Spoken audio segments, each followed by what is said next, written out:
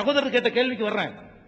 அவர் என்ன கேட்கிறாருன்னா, இந்த ஒருவனுக்கு ஒருத்தி அது விஷயம் தான் முக்கியமான பாயிண்டா இருக்குது. அதாவது முஸ்லீமை பொறுத்த வரைக்கும் அவர் ஒன்றுக்கு மேல திருமணம் செஞ்சுக்கலாம் இந்திய சட்டப்படியே.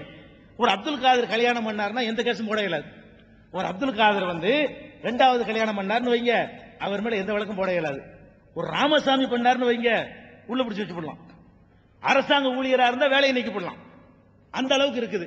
அப்ப இதை பார்க்கும் பொழுது சகோதரர்களுக்கு ஒரு பாரபட்சமா தெரியத்தானே செய்யும். அதான் அவருடைய கேள்வி. அதான் சரி. இதுல ரெண்டு விஷயத்தை பார்க்கணும். இந்த ஒண்ணுக்கு மேல வேணாங்கிறோம்ல, எதுக்கு வேணாங்கிறோம்? ஒரு ஆண் மகன் ஒன்றுக்கு மேல கல்யாணம் பண்ண கூடாது என்று சொல்வது எதுக்காக வேண்டி?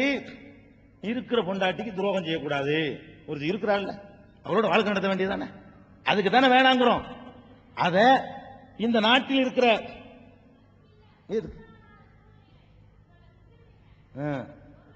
சரி விட்டு நீங்க சொல்ற ஒரு காரணமா எடுத்துக்கிறேன். அதெல்லாம் காரணம், அதையும் சேர்த்துக்கிறேன்.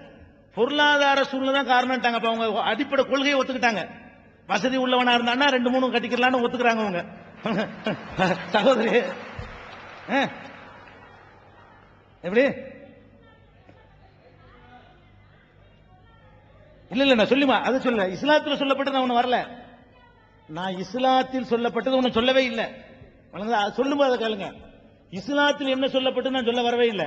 நான் சொல்ல வர்றேன் என்னன்னு கேட்டா, நம்ம நாட்டில் உள்ள சட்டப்படி ஒரு முஸ்லிம் அல்லாத ஒரு சகோதரர், இந்து சகோதரர் அல்லது கிறிஸ்தவ சகோதரர் வைத்துக் கொள்ளுங்க, அவருக்கு ஒரு மனைவி இருக்க இன்னொருத்தியை சின்ன வீடாக வைத்துக் கொண்டால் அவருக்கு என்ன சட்டம் இந்த நாட்டில்?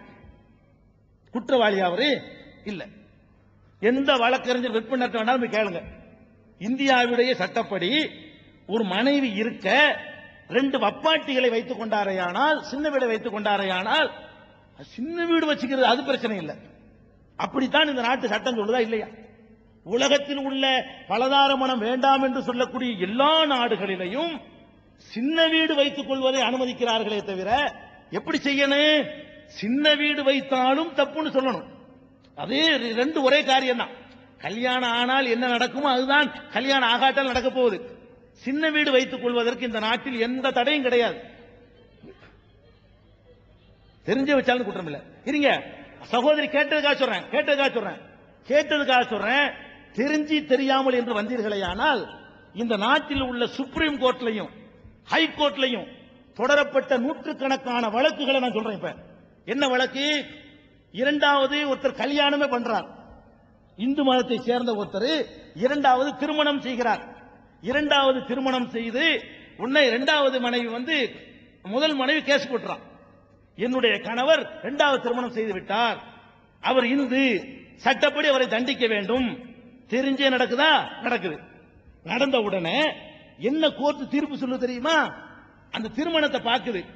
இவர் இரண்டாவதா செய்த திருமணத்தில் சப்தபதி என்ற சடங்கு செய்யாத காரணத்தினால் இவர் திருமணம் செய்யல, அதனால திருமணம் ஆகாது, திருமணம் ஆகாமல் வைத்துக் கொள்வது தப்பு இல்லை அப்படின்னு தீர்ப்பளிச்சத ஒரு 25 நாளைக்கு முன்னாடி உள்ள தினமணியில நீங்க பார்த்திருப்பீங்க. இன்னும் சொல்ல போனா இது மாதிரி வழங்கப்பட்ட தீர்ப்புகளை பூரா பலதார மனம் செய்தவர்கள் நீதிமன்றத்துக்கு கொண்டு போய் நீதிமன்றம் குற்றமில்லை என்று சுப்ரீம் கோர்ட்டும் ஹைகோர்ட்டும் வழங்கிய தீர்ப்புகளை தனி புத்தகமாக தொகுத்து நாங்க வெளியிட்டிருக்கிறோம். யார் விரும்புறீங்களோ அவங்களுக்கெல்லாம் நம்ம இந்த புத்தகத்தை உங்களுக்கு தர்றோம், இலவசமா போகும்போது நீங்க வாங்கிட்டு போகலாம். இதை தெரிந்து கொள்ள விரும்பக்கூடியவர்கள் ஹைகோர்ட்ல தீர்ப்பு வழங்குறாங்க. யாரு வழங்குறாங்க? இந்த நாட்டு சட்டத்தை கரைத்து குடித்தவர்கள் தீர்ப்பு வழங்குறாங்க. எப்படி வழங்குறாங்க? நீ இரண்டாவது பொம்பளையோட வாழ்றது தப்பு இல்ல, கல்யாணம் பண்ணிடாத, கல்யாணம் பண்ணாம வாழ்ந்துக்க, கல்யாணமே பண்ணினாலும் சில சடங்குகளை விட்டுட்டு பண்ணிக்க, பார்த்தா கல்யாணம் தெரியக்கூடாது, கோயில்ல போய் பண்ணிக்க. இந்த சப்தபதின்னு ஒரு சடங்கு இருக்குதான், அது நிகழவில்லை என்று சொன்னால் அது இந்து முறைப்படி கல்யாணம் இல்லை, எனவே இவர் இந்து விவாக சட்டத்தை மீறவில்லை, எனவே இவரை தண்டிக்க மாட்டோம் என்று சொல்லி உச்ச நீதிமன்றங்களும் உயர் நீதிமன்றமும் தீர்ப்பளித்திருக்குன்னு சொன்னா, அப்ப நம்ம என்ன நான் கேட்கிறோம் உங்கள்கிட்ட, நாம் என்ன கொள்கையில் இருக்கிறோம்? ஒரு பெண்ணுக்கு பாதிப்பு ஏற்படக்கூடாது என்பதுதான் நம்முடைய கொள்கையாக இருந்தால் இதுக்கு சட்டம் கொண்டு வரணுமா வரக்கூடாதா? நம்ம என்ன சொல்றோம்? விபச்சாரம் அளவுக்கு நீ போய் விடுவாயா, அப்படித்தான் நீ போயிருவேங்கிற லெவல்ல இருக்கிறியா, அவளை முறையா அங்கீகரிச்சுக்க. இஸ்லாம் என்ன சொல்லுது என்று கேட்டா, எல்லாரையும் போய் 4 கட்டிக்கன்னு சொல்லல. இந்த சபையில அநேகமா பாதிக்கு மேல முஸ்லீம் சகோதரர்கள் இருப்பாங்கன்னு நினைக்கிறேன். இங்க வந்திருக்கக்கூடிய முஸ்லீம்கள்ல இந்த 2 கல்யாணம் பண்ணவங்க கைது பார்ப்போம். இவங்க கேட்கறதுக்காக நினைக்க இருந்தா தூக்கிடுங்க. இதுதான் நான் விளையாட்டு கேட்கல. இல்ல இல்ல அதெல்லாம் ஒத்துக்குறாங்க. இல்ல ஒத்துக்கிற இருங்க. எங்க ஊர்ல இந்த மாதிரி பண்ண யார் ஒருத்தர் கூட நான் பார்த்தது இல்ல. உதாரணம் சொல்றேன். அருமையான கேள்வி கேட்கிறாரு. 4 கேட்க சொல்றாரு. 2 தூக்க மாட்டேங்கிறாங்க. 4 கேட்டு பாருங்கிறாரு. 4 மனைவி கட்டவங்கள தூக்குவோமா? இல்லமா. அதாவது நீங்க நினைக்கிறீங்களா தப்பு அது. அதாவது நீங்க நிறைய பேர் தப்பா புரிஞ்சுக்கிறீங்க. நீங்க எல்லாம் பழகுறீங்க. உங்களுடைய நண்பர்களுக்கு மத்தியில் எவ்வளவு பேர் பழகுறீங்க.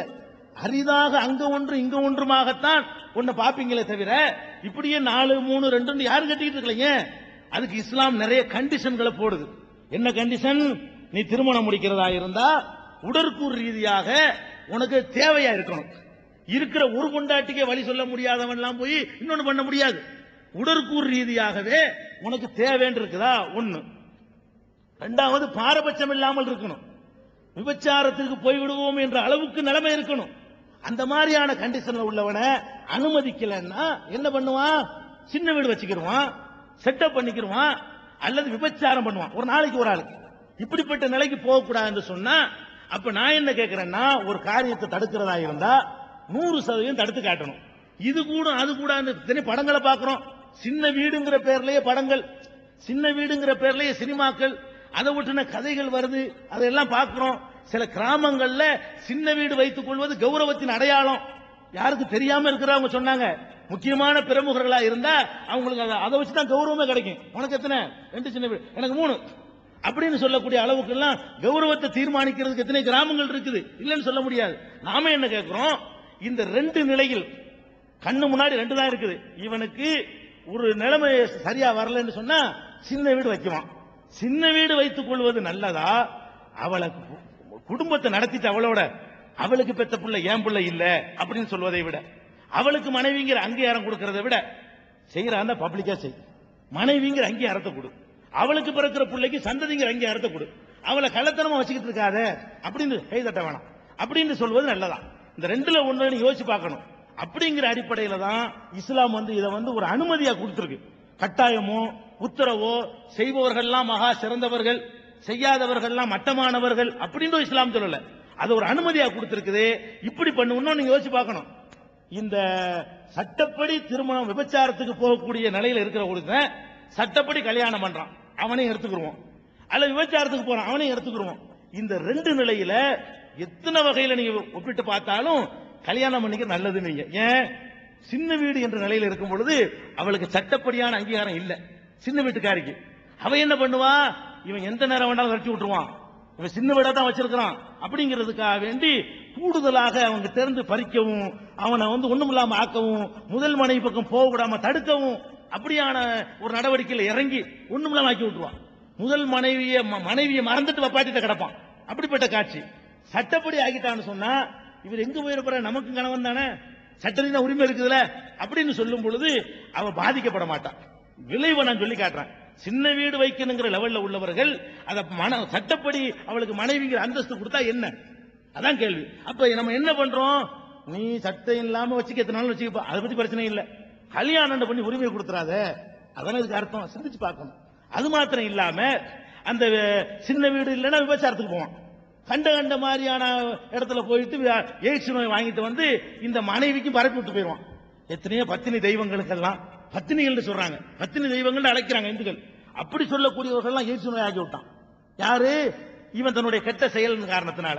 அது மாதிரிலாம் வரக்கூடாதுங்கிறதுக்காகத்தான் இஸ்லாம் ஒரு அனுமதியாக இதை கொடுத்திருக்குது.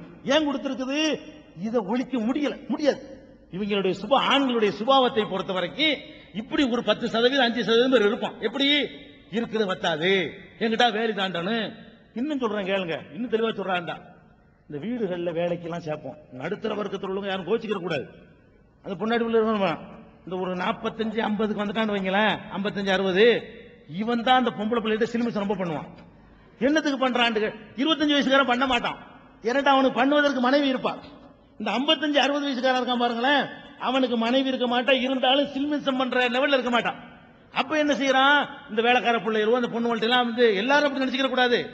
நீங்களும் அந்த மாதிரி ஆகக்கூடிய அந்த வயசுக்கு வரக்கூடிய ஆளுக்கு தான் இது வந்து பருவத்துக்கு சொல்றது, ஆளுக்கு சொல்றது இல்ல. அந்த பருவத்துக்கு வந்தவர்கள் அப்படி பண்றாங்கும் போது ஏன் ஒரு ஒரு ஒரு ஒழுங்கா ஒரு விதவைய இன்னொருத்தி கல்யாணம் பண்ணி முறையா வாழ்க்கை நடத்தினா செய்ய மாட்டான்ல? அப்படிலாம் யோசிச்சு பார்க்கணும்.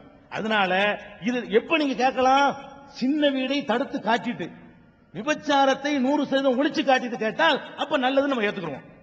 சின்ன விபச்சாரத்துக்கு இந்த நாட்டில் தடை கிடையாதுங்க. ஒரு ஆண்டு பண்ணி விபச்சாரம் செய்யறான், கை மையமா பிடிக்கிறாங்க, கோர்ட்டு கொண்டு போறாங்க, தண்டனை உண்டுமா?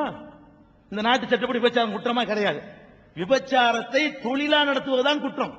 அதுக்கு தான் போலீஸ்காரன் கேஸ் போடும்போது என்ன செய்வாங்க, அவர் லாட்ஜில் போய் பிடிப்பாங்க, பிடிச்சுட்டு வந்து கேஸ் எஃப்ஐஆர் எப்படி எழுதுவாங்க, நாங்கள் போய் கொண்டிருந்தோம், பஸ் ஸ்டாண்டில் நின்று கொண்டு அலங்கரித்துக் கொண்டு போற வார ஆட்களை எல்லாம் வா வா என்று கூப்பிட்டு எழுதுவாங்க. அந்த வாசகத்தை என்று கூப்பிட்டுக் கொண்டிருக்கும் பொழுது நாங்கள் பாய்ந்து பிடித்து விட்டோம் எழுதுவாங்க. அப்படி எழுதினாலும் கேஸ் நிற்கும், தொழில் பண்ணா தான் நிற்கும். ரெண்டு ஆம்பளையும் பொம்பளையும் மாட்டுறாங்க, கோர்ட்டு கொண்டு நிப்பா, அதுக்கு ஆம்பளை விட்டுருவாங்க. பாயிண்ட் வழங்குதா? ஆம்பளையோட கொண்டு போனா நாங்க ரெண்டு பேரும் சேர்ந்து விரும்பி செஞ்சோன்றுவாங்க. போலீஸ் கேஸ் எழுதும் போது ஆம்பளையும் சேர்த்து பிடிச்சிட்டு போனான்னு வைங்க, தப்பிச்சுக்கிடுவாங்க.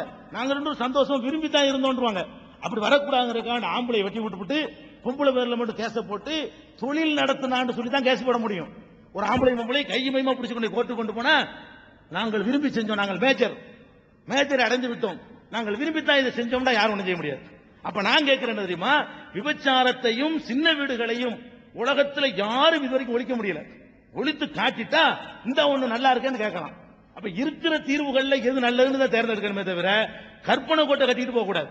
அந்த அடிப்படையில் நம்ம என்ன செய்யறோம், அதை வந்து நீங்க மறுக்கிறது நல்லது இல்லைங்க.